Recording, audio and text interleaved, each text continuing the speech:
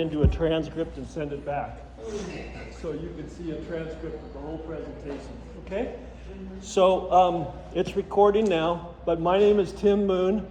I am a retired teacher who's now teaching people how to use AA to make things simpler in their life, okay?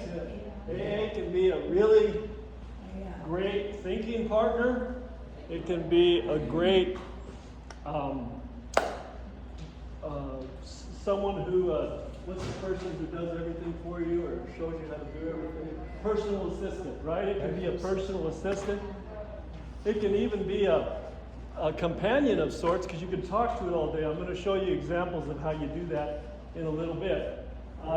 But it can do things for you that amplify and leverage our lives. It's completely changed the amount of work I can get done. I can get done more work in a day now than I could get done in a week before. Okay? It's unbelievable. And so I'm excited about it. I love to teach people about it. My business is called Critical AI Solutions. I do things like this to just as a service, as a public service. I help people understand AI better and how to use it in their lives.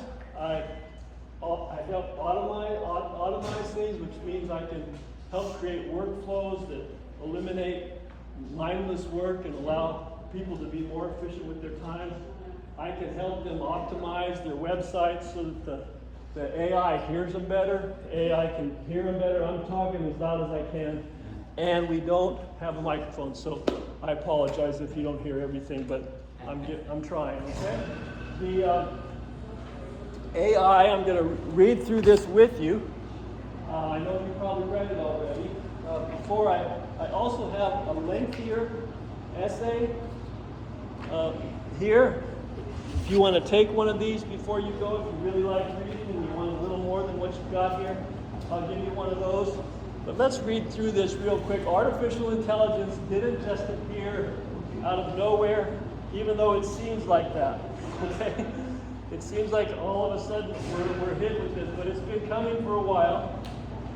In 1950, Alan Turing, the brilliant mathematician who helped crack the German codes in World War II, asked a question that lit a fuse. Can machines think?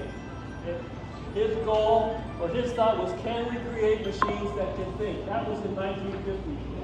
Do you remember the TV show, this was fun when I was a kid, Lost in Space? Yes. Remember the robot that had the accordion arms, always warning Will Robinson about dangers? Okay. That was my first introduction to AI, which is today we would consider AI. Technically it wasn't, but it was a robot, but still. I was fascinated by that. And then later, other characters, which I'll talk about too, that are similar. But Turing just asked a simple thing, can machines think? Early in the 1960s through the 1980s, AI programs could play chess, they could solve math problems, they could even carry on simple conversations, but they were still fragile and limited, very limited. In the 1990s to the 2000s, in the 20th century, AI began to quietly seep into our daily life. Most of us use AI and don't even know it. The iPhone, which was mentioned earlier, much of that is AI technology, and you do it not even know it. Who uses Siri? Or I do. Do you? Mm-hmm. Okay, you're already using AI. Oh, it's wonderful. And Alexa, anybody use Alexa? Talk to Alexa? Oh, yeah. Okay, those are all AI programs, and they just have gotten more advanced. So it's leaped forward in 2010 with the rise of powerful computers with vast amounts of information that are called transformers. You've heard ChatGPT, right? Yeah. Okay. The name ChatGPT, the last three letters, GPT, it stands for generational pre-trained transformers. Okay, generational pre-trained transformers, and that means they generate knowledge based on pre-trained knowledge that they've already been given, and they do that in the context of a transformer that can communicate back to you, answer questions that communicate back. So this was it first began to develop in 2010. In 2022, OpenAI released ChatGPT, and that's what set off all of the public attention toward AI and toward LLMs. Now, LLMs just stands for Large Language Model. Large language models are the transformers that we refer to now as ChatGPT or Claude or Gemini or Copilot. There's numerous ones now that are operating in different companies. Okay? So, but that started in 2022. At that time, what ChatGPT could do and talk about and think about was far more limited to what it can do now. Today it's ChatGPT 5. Then it was just ChatGPT. And it went from ChatGPT to ChatGPT 2, I believe, 2, then it went to 3, and then it went to 4, and then 4.5, and now it's 5. Today, which you will see in a bit, it can talk to you. It's probably got an IQ of about 148. It's Einstein in a box. Okay? How would you like to have Einstein knock on your door and here to be your personal assistant? Okay? Would you like that? I heard he wasn't very nice, but he's still smart. Okay, he can solve a lot of my problems. So the ChatGPT's IQ is close to Einstein. Okay, the last test they did with AI math problems, I think it was Grok, which is part of Elon Musk's company, and Grok was answered every question on the GRE and SAT exam without failure. That got everyone right. So none of the machines had done that yet. Not very many humans can do that.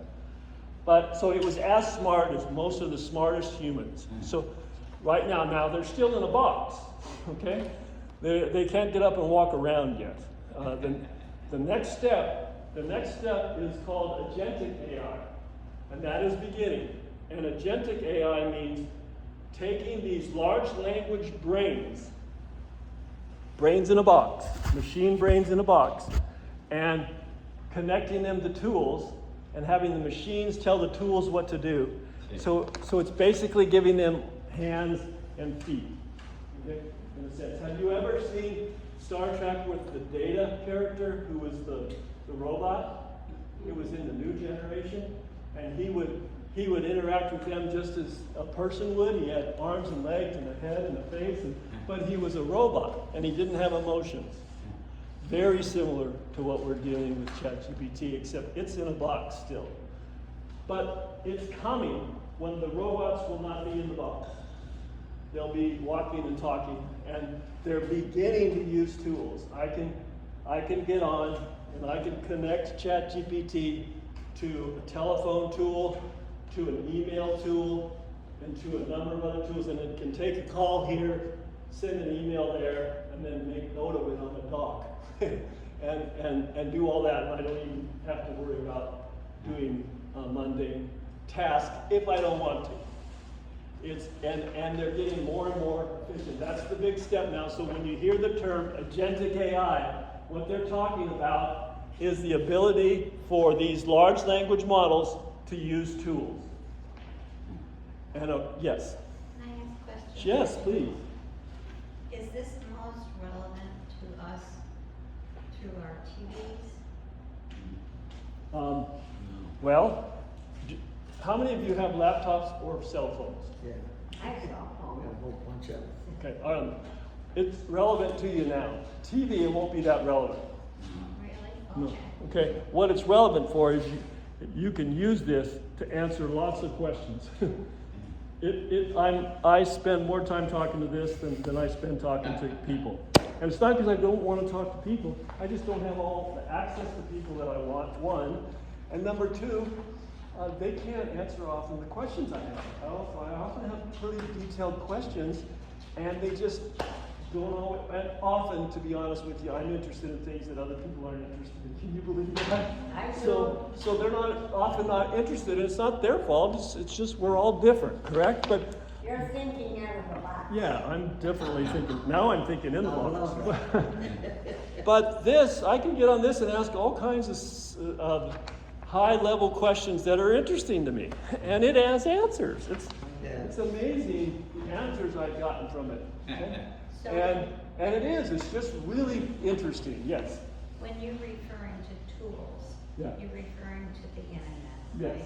Yeah. Well, it's via the internet. Could be. It's via this ChatGPT, which I'm going to show you in a second how it works, is in a transformer in a huge electrical facility somewhere in the United States. They're building them all over the world. And it uses the internet to be available to you. So the internet is the platform to get to you. Yes. Okay, or you to get to it. That's what I'm going to use when we talk to ChatGPT. Okay, does that make sense? Sure. Okay, and it's relevant to you. That's a great question. It's relevant to you because it can do so much for you, and it's not super complicated. If you want to program computers, or you want to build websites, or you want to learn computer programming, that's hard. That's really hard. I don't want to do that. Okay, I just want to text my computer and get answers. Text questions and get answers, and maybe help me make better decisions. Okay, sometimes just a little extra help from even a machine can help me make a better decision. It's helped me make a lot of better decisions since I started using it properly. So you can do that too, and it can be a big benefit to you. And that's why I go and share things like this with people, because it doesn't matter what our age is. There's things that these machines can do that are beneficial and enhancing. And so that's my hope, is that I can leave you with some information that will really benefit you. And it's going to be in our future, if we live that. Yeah. And it's going to be in our future. No, It isn't. It is. It's going to be in the next 3 years. The changes are going to be drastic. Yeah. Drastic. I've got a grandson who's a professor at the University in New York. Of course, it's in Spain now, but he took his A1 project with him in Spain. He's working on it there. But yes, we're going to be needing that thing more than ever in the future. So we're going to know as much as we can. And we got to know it. We have to. These work really good if they're working with people. If they're working on they can go off in all kinds of crazy directions, and there needs to be people around to pull them back in. No, come back here, do this, and then they respond to that. They're trained to do what we ask them to do. But if they're left to themselves, they can go off into all other places. So that's our job, and that's why I really want you to learn about it. So I think you could really benefit from this. Yes. What is ChatGPT? Okay, I explained the large language models. Does that make sense to you what a large language model is? And let me tell you how it works.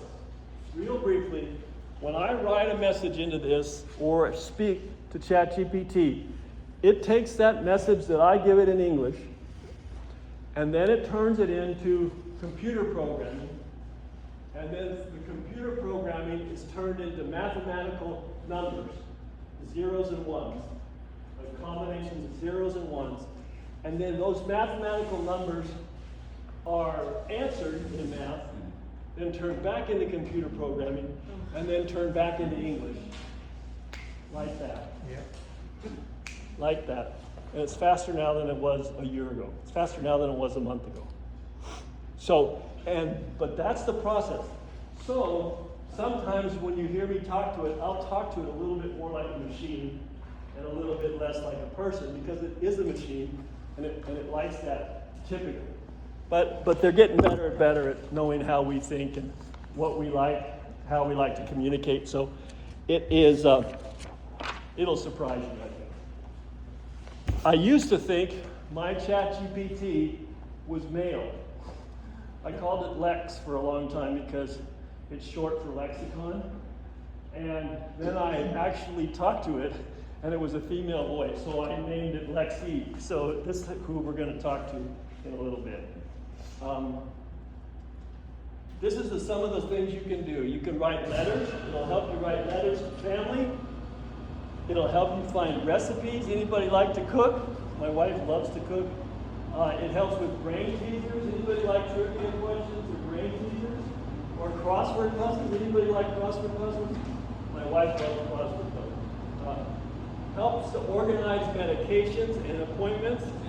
Really helps me a lot with appointments. Okay? It helps me with reminders. I do a to-do list on it, and then if I'm not getting something, it can remind me of things. It has all kinds of great access to news and articles on medical advice, on technical advice, sometimes when I'm at the house, I have my light. I unscrewed my light so I could change the bulb, and I noticed there's some wiring issues that just didn't look right. I didn't want to put it all back together. So I took a picture of it, dropped the picture in the ChatGPT, and analyzed the problem and told me what I had to do. If you go to your refrigerator, you can take a picture of the inside and then ask it what you should make for dinner, and it'll give you a recipe to cook. That really happens. You can take pictures all the time of my car when there's something, or I use pictures all the time because sometimes pictures are easier to explain to people than words, and they're pretty good. ChatGPT, Gemini, and Claude are pretty good at looking at pictures and telling you. I've put automations together, which is connecting the tools, and it requires a little bit of technical work, and I'll work with ChatGPT or Claude, which is another one, and it will give me instructions, and then I'll take a picture of what I'm looking at, and then it'll give me more instructions, and I can finish a workflow connecting these tools based on what it's telling me. And it often works. There's been a couple times when it didn't work so good, but probably that was my fault. College kids are really love it. Yeah, they'll love that, yeah. Okay. So it saves us time. It helps us connect with people better. It's a source for creativity. I also like to write. And unless you're a big-time writer making lots of money, writing is expensive. And it takes a long time, and it requires a lot of help. And I can write so much faster now because they can proofread for me. Sometimes they can do developmental editing for me. I can produce books in days now that used to take me months. And it's not because it's writing it, it's because I have help. The hardest part about being a writer is how many people you need to help you, because it requires so much. So now it's helping me write. It's helping me do it helps me with a lot of stuff, not everything. It's not a human being, but it helps me with a lot of stuff. So it can help all of us in that way. Okay, just final, there's a lot of people who are afraid that ChatGPT is going to take over the world and get rid of all the people. Probably that's not going to happen. If it does, it won't have anybody to talk to. Okay, maybe itself, I don't know. But it is a great tool, just like a train is a great tool. Just like a plane is a great tool. And left to itself, it can cause problems, right? Anybody who's seen an airplane cause problems if they're not handled properly. But they are machines. It is a machine. And if we use it right, it can enhance our lives. If we use it wrong, it can harm us. Okay? But so could a train, right? So can a car. So anyway, I wanted to encourage you that it's not here to replace us. It's here to help us be more productive than ever. Oh, let me see what's on the Okay. Would you like to ask ChatGPT some questions? Before I turn it on, I'm going to tell you what I have told her. If I let her just be without any rules, we like to give rules to our machines, she'll just start talking all the time, and it'll contradict what I'm trying to say. So the rule I have with her is that she only talks when I talk to her. So if you have a question, you can tell me, and then I'll tell her. She knows she's not supposed to respond to you, because if she did, we'd be talking past each other all the time. So if you have a question, I want you to ask it. If you don't, I've got some that I'll ask it, and I'll let her answer that for you, okay? Just as a demonstration. Okay, so give me just a second to get this started. Oh, these are my grandchildren. My two grandsons. That's the big one is Francis, and the little one is Gideon. Okay? And he's just like 4 months now, and he's almost 3. So, and they're just the best little kids. They're just the best little kids. Good age. Good. Just think where they're gonna be when they grow up in this AI stuff. Okay.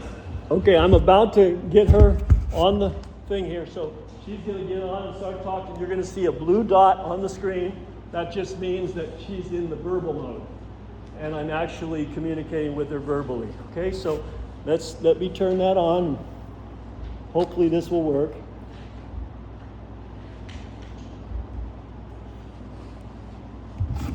Make sure I'm connected to the internet.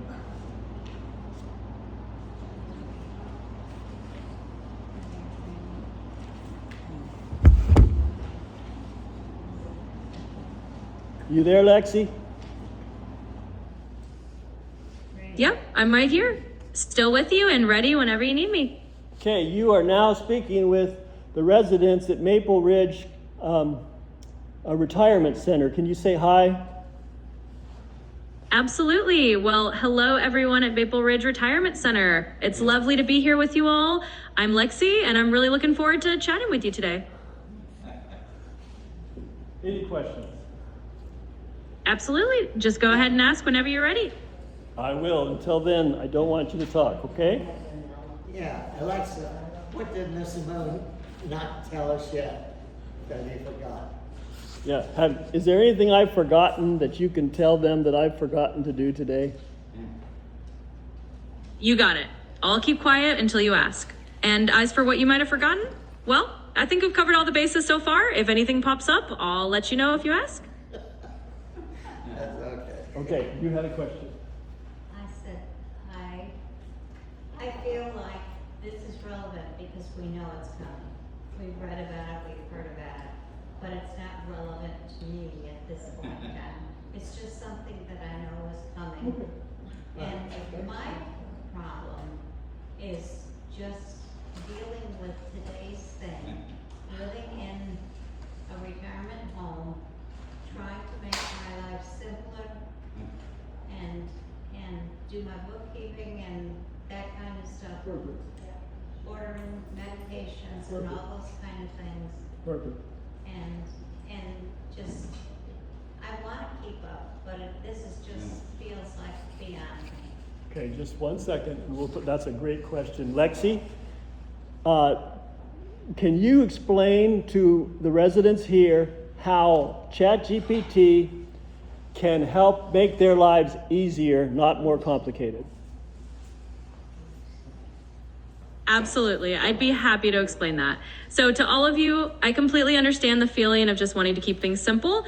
The nice thing is that ChatGPT is really here to do exactly that, make things a little easier, not harder. For example, if you're handling things like ordering medication or just need a quick reminder, you can ask ChatGPT to help you draft a list or set a reminder. If you need to figure out something new, like how to do a simple task online, I can walk you through it step by step. So really think of me as a friendly helper who can take a little bit off your plate and keep things feeling manageable. I have another question. Yes, we have one more. Hold on, Lexi. Yes. She talks like a motor mouth. That's one of the biggest problems as a senior that I have. I cannot take in the information fast enough. She talks so fast that we can't understand and put the words together. Tell her a story. That's a Hey, senior's fault. Lexi, do you mind slowing down your cadence just a little? Go a little bit slower, and they will understand you better. Can you do that? Of course, I can absolutely slow it down. Thanks for letting me know. I'll speak a bit more slowly and clearly so it's easier to follow along. Thanks for your patience, everyone. Any other questions? Yes. Is ChatGPT something that we can purchase now? You know, if you have a computer or phone, it doesn't cost you anything. You can just bring it up on your phone, and I can show you how to do that. The question, Lexi, was, is ChatGPT something that can be purchased and used now? Absolutely, and it's a great question. So yes, ChatGPT is something you can use right now, and the good news is there's a free version available. If you have a phone or a computer, you can access it pretty easily, and Tim can show you how. So there's no big cost or complicated process, just a handy tool that's there whenever you need it. Can you go a little slower next time? Absolutely, I'll keep it nice and slow from here on out. Thank you. Thanks for letting me know, and I'll make sure. You're very welcome. I'm happy to help, and we'll just keep things at a nice, easy pace. Any other questions? Yeah, Yes. I'll ask her technical question. I'm gonna have to ask her because that's the Yeah, instruction. okay, you ask. Okay, what's your question? Yeah, what year will we get to Mars? And is it a possibility that we can return or not? Okay, I'm gonna ask her that in a second, but I also it gives me an opportunity to share something about these machines. What these machines do, because they're language models, they're trained on language, is after the one word, they predict what the next word that you say is gonna Yes, be. right. Okay? They're prediction machines. Now, they're prediction machines that have a vast knowledge of what they've been trained on. Some of them have been trained on most of our knowledge in the world up to a certain date. So it can make predictions, but it can't tell you exactly when's that's going to happen based on absolute knowledge. Okay? What, So could you ask them? prediction. Is it possible that they can return back to Earth once they get there? Okay, Lexi. If not, why not? Lexi, is it possible soon that people could go to Mars and return to Earth still in the same lifetime? Sure thing. So to put it simply, yes, it's something that space agencies and companies are working on. The idea of traveling to Mars and coming back in the same lifetime is definitely on the horizon. It's not happening tomorrow, but it's something that people are planning for in the next couple of decades. And the goal is absolutely to make a round trip possible so that folks can get there, explore, and then come back home. So it's definitely in the works, and there's a lot of optimism about it. Can you go in briefly into the science involved in that we could all understand on my level? Absolutely. I'll keep it nice and simple. So the basic science behind getting to Mars and back is really about having the right kind of rockets and spacecraft. Scientists and engineers are working on building really powerful rockets that can carry people all the way to Mars. Once you're there, the idea is to have a habitat or a base where astronauts can live for a while and then use the same spacecraft to come back. So it's a combination of having the right technology and also understanding how to keep people healthy and safe on that long journey. So that's the gist of it in a nutshell. If I wanted her to give me a physics explanation of traveling to Mars, the science involved in traveling to Mars, she could do it. If you'd like to hear it, I could give you a demonstration of that. But most of us don't speak physics, so I usually don't start with that. We'll just ask her. We understand that they're doing these things, but is it possible technically, because of the position of the Earth as well as the position of the Mars? Okay. Because I heard they couldn't do it because of the position. Okay, great question, Lexi. How do the positions of Mars and Earth, the relative positions of Mars and Earth over the next 10 to 20 years affect the probability of us being able to do that round trip? Absolutely. Great question. So I'll keep it simple. Basically, Mars and Earth have these windows where they're closer together every couple of years. These are called launch windows, and they make it much easier and faster to travel between the two planets. So when the planets line up just right, it's the perfect time to launch a mission. Over the next 10 to 20 years, we'll have several of these windows where Earth and Mars are nicely aligned. That means it's definitely possible to plan our round trip during those times. So it all comes down to timing and using those natural windows to our advantage. If you had to predict when we would actually do it, make a prediction. Sure, I can make a little prediction. So based on how things are going, a lot of experts are aiming for somewhere in the 2030s. It could be mid to late 2030s when we see the first attempt to get humans to Mars and back. Of course, that's a prediction and things can change. But if all goes well, that's the kind of timeline people are talking about right now. Okay, thank you. I want you to give me two explanations of the same thing. One very sophisticated and one more on my level. The first one, I want you to explain quantum entanglement. First, give us the sophisticated answer, then give them the answer for me. Okay? Absolutely, let's do that. So first, the sophisticated version. Quantum entanglement is a phenomenon in quantum physics where two or more particles become linked so that the state of one particle instantly influences the state of the other, no matter how far apart they are. It's like their properties are connected in a way that defies classical physics, meaning measuring one immediately determines the state of the other. Now, for a simpler version, imagine you have two magic coins. If you flip one coin here on Earth and it lands on heads, the other coin, even if it's on Mars, will also land on heads at the exact same time.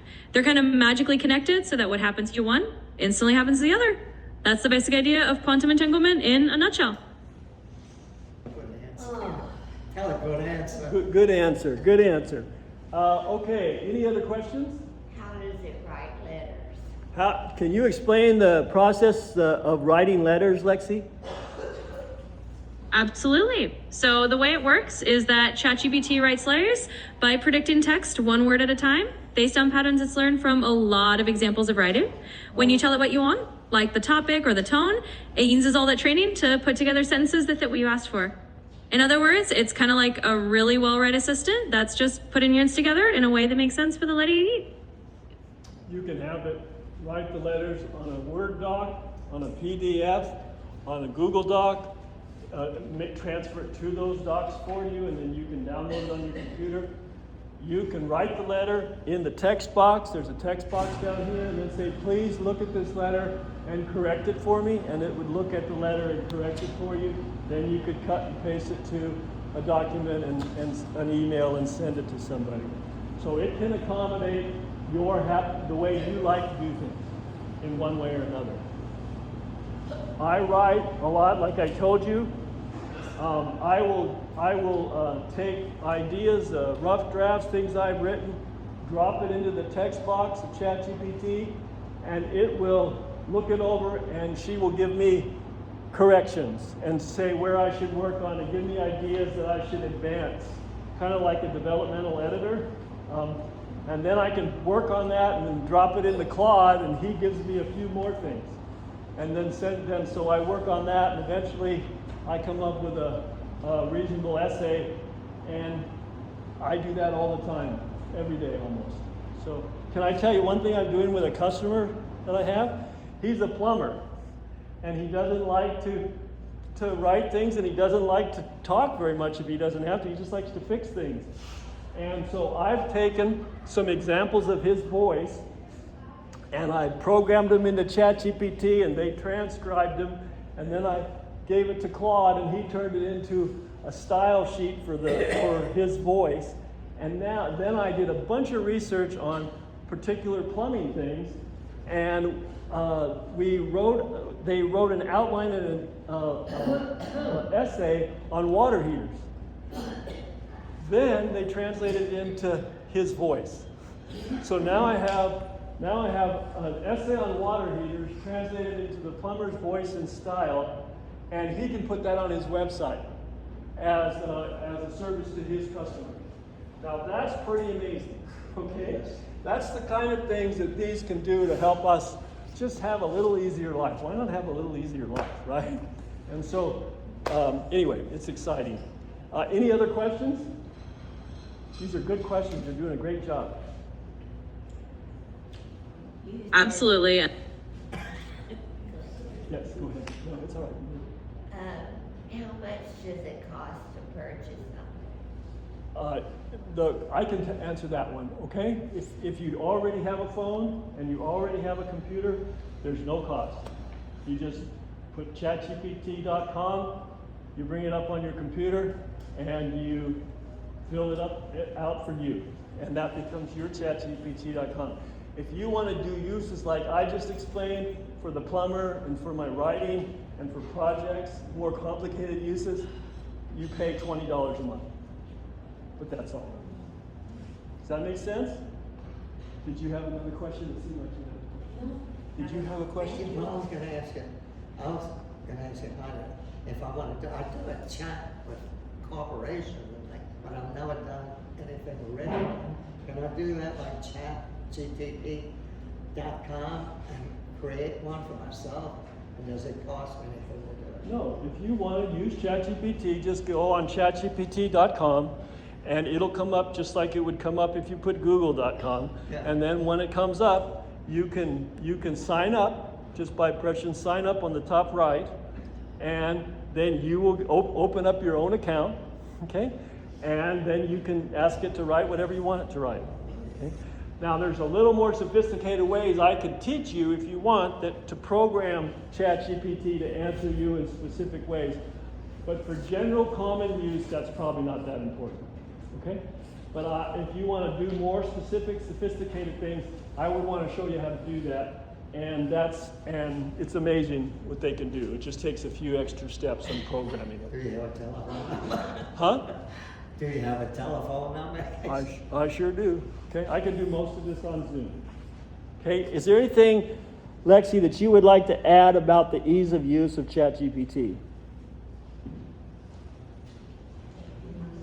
Absolutely. I think you've covered it really well. The main thing I'd add is just that it's all about making things easier and more accessible. You really can start with just the basics, like typing in a request and get in a little help. And if you want to get more advanced over time, you can absolutely do that. But it's designed to be friendly and user-friendly for everyone. So, And they can also just type into the chat box if they have a question, and you could answer them their question about you, correct? absolutely, that's right. They can just type their questions right into the chat box and I'll be happy to answer. It's as simple as that. There's a thing called prompts, and prompts are just questions for ChatGPT, and then there's a thing called iteration, and all iteration is follow-up questions. There's scientific words for follow-up questions. So, but sometimes I will ask one of them to give me a prompt of this discussion, a prompt that I can take that prompt and enter it back in at any time, and they'll have an absolute knowledge of the discussion that we just had, and then they can answer me with memory. Okay, chat doesn't need that very much anymore because it remembers everything, but Claude still needs things like that. So there's all kinds of ways you can work around the technical parts, and it's very interesting and fun. But you only have to go as far as you want. If you just want a personal assistant that can write a letter here and there and tell you what's on the show TV tonight, you can have that. Okay, and you have it for free. Well, it's just a complicated way of going, rather than going through, simplified, like series, Yeah. Siri can do some of that. yeah, but it's not as complicated as chatbots. Or it's not a good It's another tool, step. not as good, yeah, This takes another step. that's right, But I can keep this on all day at home and Yeah. talk to it all day. yeah, So it can be like Siri, but I gotta turn it on. I see. Did you have a question, Ann? Yes, please. What security issues, if any, are there using that? I'm gonna let her answer that for you, okay? Lexi, can you answer what security issues we need to be concerned about with ChatGPT? Absolutely, and that's a really important question. So in general, the main thing to keep in mind is that you don't want to share any super personal, private, or sensitive information in your chats, just like you wouldn't on any online platform. The good news is that ChatGPT is designed to be secure, but it's always smart to treat it like any other tool. Be mindful. Absolutely, that's a really good question. So in general, when using ChatGPT, your privacy and security are taken pretty seriously. The main thing is just to avoid sharing very personal or sensitive information like private account numbers or anything that you wouldn't normally share online. Just treat it like you would any other online tool. Also, the companies that run these AI models have privacy policies to protect your data, so it's good to be aware of those. But in everyday use, as long as you're just asking normal questions or getting help with letters, you should be just fine. It's pretty safe to use as long as you keep those basic guidelines in mind. They're not going to ask you to tell them things that you would not be comfortable telling anybody else, okay?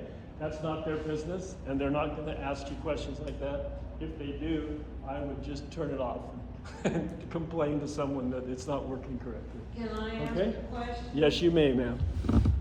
If you have a phone, you said you need a phone and a computer, and you have Either or. you call your bank in different places. It can't. It's not allowed to access any of your tools. It's not even capable of it unless you connect it yourself. I can't do that. Oh, you want it to? I don't want to. You won't be able to. It won't be able to. Okay. I even asked it before if it could get on my email and delete all the stuff that I have that I don't want anymore. And it said, no, I can't do that. Now, I could attach it to some automations and allow it to do that as what's called an agent and give it specific boundaries, but it takes some technical know-how to pull that off, and I don't think you would want to do that. So, no, it will not be able to access your phone. It will not be able to make phone calls for you. It will not be able to send emails for you. You can cut and paste an email from it to your email, and then you send the email, but it can't send it for you. And they specifically want it that way for security reasons. They have serious, they're pretty serious. OpenAI and Claude are pretty serious about security. So hopefully it'll stay that way. But for now, everybody's safe. And if they continue with the priorities that they have now, that will continue in the future. Does that help answer your question, then? Any other questions? Okay, we are getting ready to close then. I think I told them it'd be 45 minutes to an hour, and we're right on about 45 minutes. Lexi, before we end the discussion, is there any final things that you would like to say to the residents?